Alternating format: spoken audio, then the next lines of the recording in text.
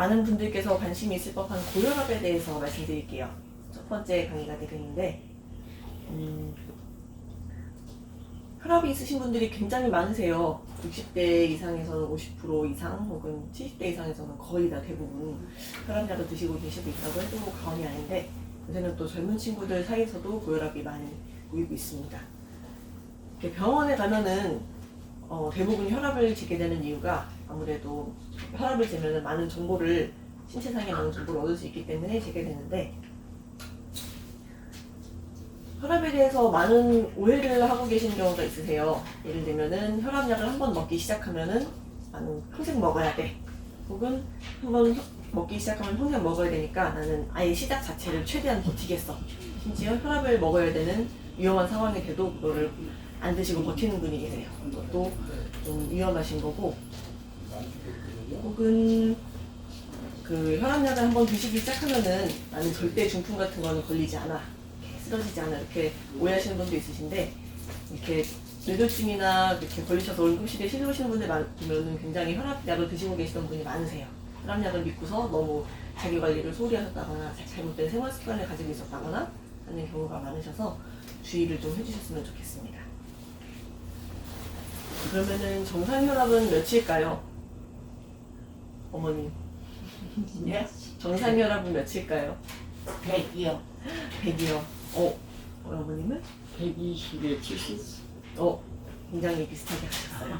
정상 혈압은 우리가 120에 80, 혹은 140에 90 이런 식으로 두 가지를 얘기하게 되는데, 이게 왜 그러냐면은 심장이 수축할 때 혈압이 가장 높을 때 혈압과 심장이 이완할 때 이완기 혈압, 가장 낮은 혈압, 이렇게 두 가지를 함께 얘기를 하게 돼요.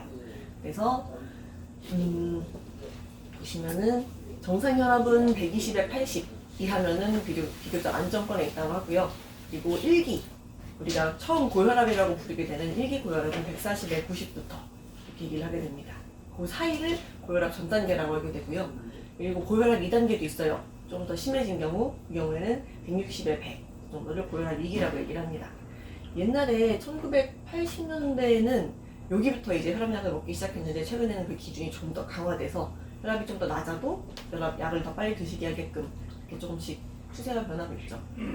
그리고 180에 120 이상 되면은 좀 응급 상황이라고 볼 수 있어요. 빨리 조치를 취해야 되는 위험한 상황이라고 볼 수가 있고, 옛날에는 그렇게 좀 160에 100 정도로 높은 상태에서만 혈압약을 드시도록 했는데, 차츰차츰 2000년대에는 140에 100, 그리고 최근에는 130에 85 정도, 그 정도만 돼도 혈압약을 드시도록 하고 있어서 혈압약을 드셔야 되는 분들이 굉장히 많게끔 기준이 좀 많이 바뀌었는데, 미국이나 독일 같은 나라에서는 이런 기준들이 너무 좀 과하다, 혈압약을 드시지 않기 위해서 혹은 혈액순환을 유지하기 위해서 좀 더 노력을 한 후에 그래도 좀 혈압이 관리가 잘 안 되고 하면 점점 더 높아지면은 그때 가서 먹는 것이 낫다, 이렇게 하는 것이 옳다고 주장하는 것도 있습니다. 그러면은 도대체 우리 혈압은 왜 오르는 걸까요? 열받아서. 그렇죠. 열받아도 오르죠. 맞아요. 굉장히 중요한 요인을 말씀해 주셨어요. 혈압이 오르는 원인은 여러 가지가 있게 되는데, 그 혈압 숫자가 올라가는 수치 자체가 중요한 것이 아니고, 그 수치가 올라가게 된, 내 몸이 혈압을 올리게 된 원인을 생각해 보는 것이 필요한데, 우리 몸에서 혈액을 가장 많이 쓰는 장기, 제일 중요한 장기 어디죠? 심장. 심장도 그렇고, 실은 뇌가 제일 많이 써요. 뇌는 우리 몸무게의 4%밖에 차지를 안 하는데 혈액은 20%를 갖다 쓰고 있어요. 굉장히 많은 일을 하기 때문에 혈액을 많이 필요로 하고, 또 그래서 요 경동맥에서 뇌로 가는 혈류량이 부족해지면은 빨리 혈액 보내줘, 심장을 빨리 뛰게 혹은 강하게 뛰게 해서 혈류를 더 많이 보내줘라고 신호를 보냅니다. 그러면은 혈압이 올라가게 돼요. 그래서 뇌도 그렇고, 또 콩팥도 그래요. 콩팥도 우리 몸의 혈액의 절반 정도를 항상 이렇게 그냥 걸러주면서 혈액을 많이 보내야 되게 되는데, 거기에도 혈액량이 모자라게 되면, 조금이라도 떨어지면은 소변을 덜 배출해서 우리 몸의 혈액량을 늘려서 혈압을 올리게끔 조절을 하고 있습니다. 그래서 우리 몸의 중요한 장기들의 포인트는, 중요한 장기들의 혈액량이 덜 공급되게 되면, 혈액순환이 덜 되게 되면 혈압이 높아지게 돼요. 그래서 이렇게 혈관이 좁아지는 상태, 혈관이 좁아지게 되면 중요한 장기로 혈액이 덜 가게 되겠죠. 혈관이 좁아지거나 혹은 혈관의 탄력성이 떨어지거나 혹은 혈액의 점도가 너무 올라가도 끈적끈적해져도 혈액을 끝까지 보내기가 힘들어져요. 그래서 이런 것 때문에 혈압이 오른다고 볼 수가 있습니다. 그러면은 이렇게 혈관의 탄력을 떨어뜨린다거나 혹은 이런 혈압이 올리게 되는 요인들을 만들어내는 요인들은 뭐가 있는가? 대체로 보면은 여성들에게서 혈압이 높아지기가 쉽고, 그리고 살이 찔수록 좀 더 내가 혈액을 보내야 되는 체표면 면적이 넓어지기 때문에 보내야 되는 기관도 좀 더 커지고 그러기 때문에 혈압이 높아지게 되고요. 그리고 연령이 높아질수록 그게 사실 우리 얼굴에 피부를 보면 알 수 있듯이 혈관도 점점 탄력이 떨어지고 수축했을 때 보낼 수 있는 힘이 떨어지게 돼 있어요. 그래서 나이가 들수록 그렇게 되고, 운동량이 적어질수록 앉아있는 시간이 길고 신체 활동이 덜할수록 혈관의 탄력이 떨어지고 하면서 또 혈압이 높아지게 됩니다. 그리고 좀 짠 음식, 소듐, 그러니까 나트륨이 많이 들어간 음식을 많이 먹으면은 혈액량이 증가하면서 혈압이 또 늘어나게 되고요. 그리고 스트레스를 많이 받거나 막 불안하거나 그러면은 교감신경이 항진되면서 혈관이 수축하게 됩니다. 그러면서 또 혈압이 올라가게 돼요. 아까 어머니 말씀하신 것처럼 열받으면은 혈압이 오른다고 하는 것도 그 중에 하나가 되겠죠.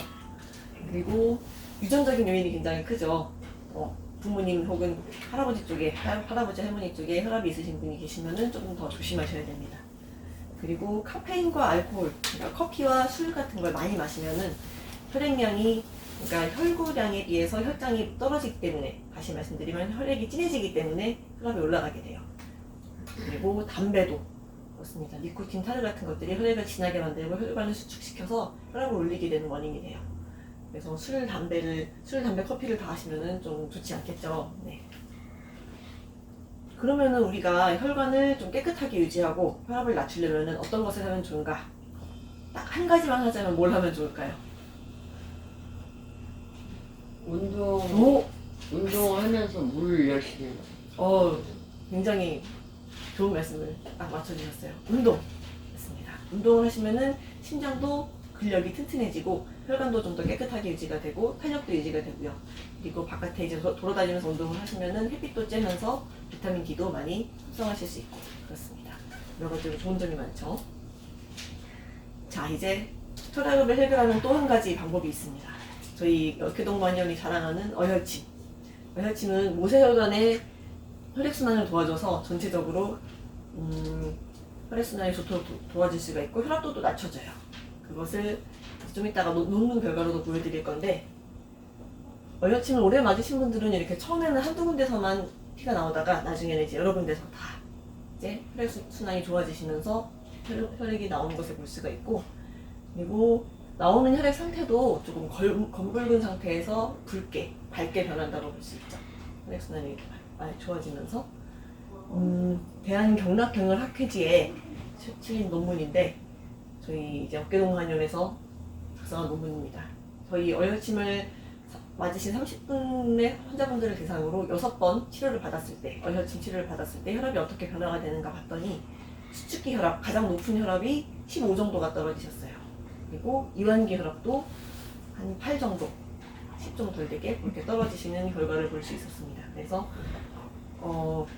말초 혈액순환을 좋게 함으로써 혈압을 어떻게 떨어뜨릴 수 있는지를 보여주는 좋은 사례라고 볼 수가 있죠. 많은 분들이 그 중풍이 오신 분들도 어혈침을 맞으면서 증상이 많이 좋아지시고 혈압도 떨어지는 그런 결과들을 보실 수가 있었습니다.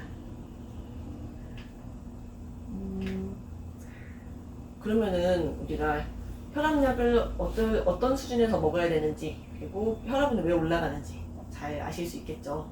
또 꾸준히 어혈침을 잘 맞으시면은 또 혈압 관리에 도움이 되신다는 것도 아시겠죠. 꾸준한 운동은 물론이고요. 관리를 잘 해주시면 좋겠습니다.